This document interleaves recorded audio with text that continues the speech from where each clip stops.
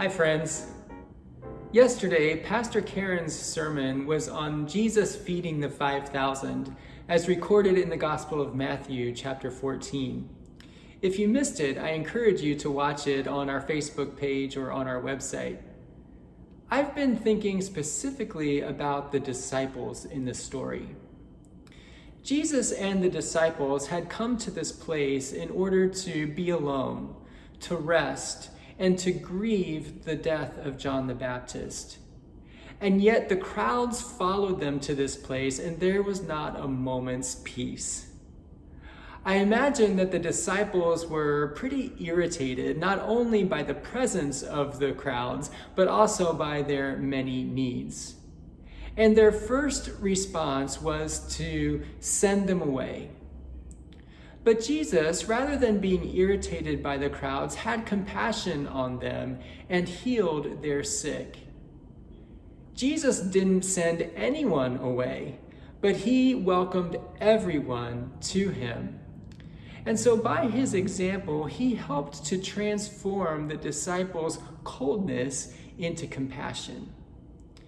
And maybe it was out of that compassion that the disciples recognized the lateness of the day and the hunger of the people, and they said to Jesus, "Let them go into the villages to buy something to eat." But then Jesus said to the disciples, "You give them something." I can only imagine the reactions of the disciples.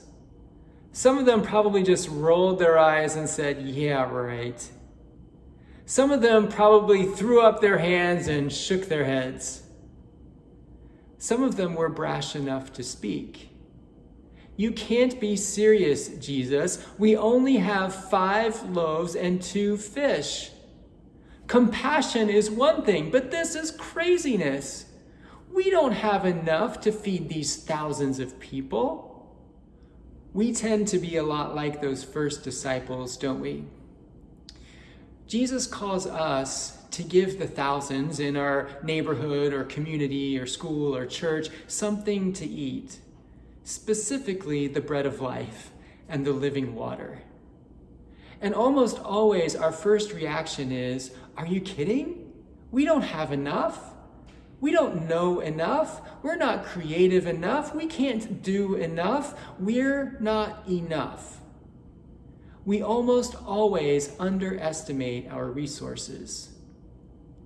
Do you remember the TV show MacGyver?